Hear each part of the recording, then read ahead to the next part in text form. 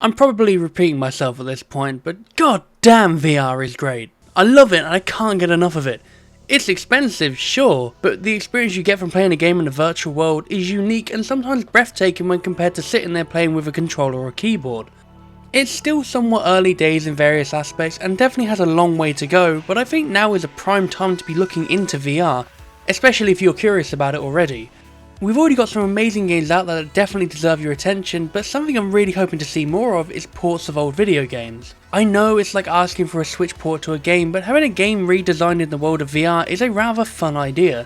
It can breathe new life into an already familiar game, and also allows people to live their childlike fantasy of being in the world of a game. The dream for me would still be a VR edition of something like Left 4 Dead or Medieval. Porting a game to VR isn't a new concept either, it's happened a few times already, but there's definitely a mixed bag to how the end product turns out. Some games turn out better than expected and can be overall baffling to see work in a virtual space, while others can be overpriced and underwhelming. Borderlands 2, I'm looking at you. But it does seem that more developers are starting to realise there's actually a goldmine waiting to happen when porting a game into VR. If you need an example of this, look at how Capcom have jumped on board with Resident Evil 4. That VR port looks amazing. But if you're worried that VR ports are going to be too expensive or poorly made, why not look into the modding scene? Some talented people have gone out of their way to create conversion mods that not only allow you to view the game through a world of VR, but also let you play it as a normal VR game as well. I've even covered one of these in the past, which was GTFO, which was a pretty good conversion mod at the time. It did have some slight drawbacks, mostly in performance, but for the most part it worked incredibly well. But do you know what's even better than GTFO? Risk of Rain 2. It sounds weird, doesn't it? My initial reaction to discovering this was just, how can you take a third-person game like Risk of Rain and convert it into a VR title? Would it just be a third-person VR mod leaving everything like the controls intact, where you move your head around to move the camera? Or would it be a first-person mod which is rather janky? Well, it turns out it was actually the latter, but not as janky as I expected, and after playing it for myself after a couple of hours, this has increased my expectations for Resident Evil 4, as something that is unofficial, Risk of Rain 2 in VR feels incredibly polished.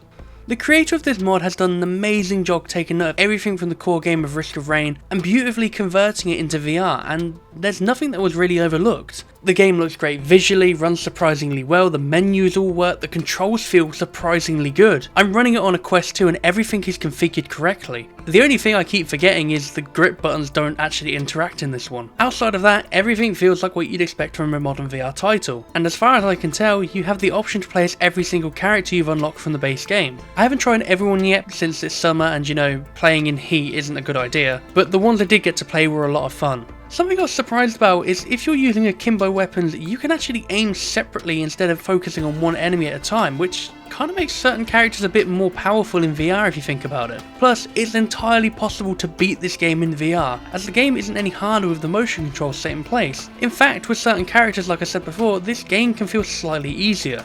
And before anyone asks, yes, you can play as the loader, and yes, it's fucking hilarious. Oh god! Oh, my stomach feels a little queasy now. Besides that, it's got everything I want from a VR title. Smooth locomotion, smooth turning, and even snap turning if you prefer it. Not entirely sure about teleportation, as I didn't really check the config for that.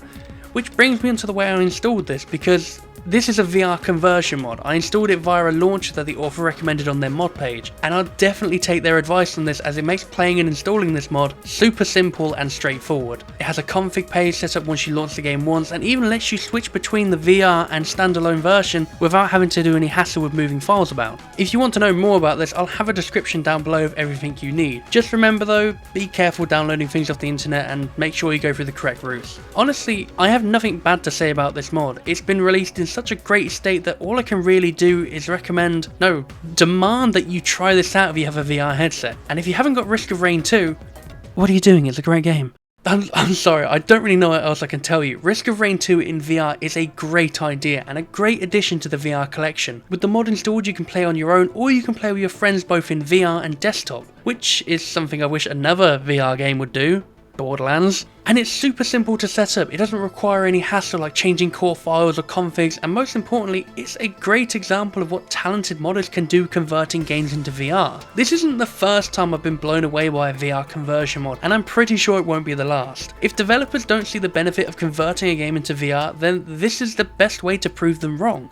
VR is such a great way to experience games, and even if you played a game a ton already, seeing it from a new perspective is always refreshing. And again, if you're curious about this mod, I'll have everything you need linked down below in the description. And if you haven't seen what GTFO in VR feels like, then why not take a look at my old video? It's a little outdated, but you know, for the most part it gets the job done. Finally, if you still think that VR is a rather niche concept and asking for more VR ports is pointless, then consider the following.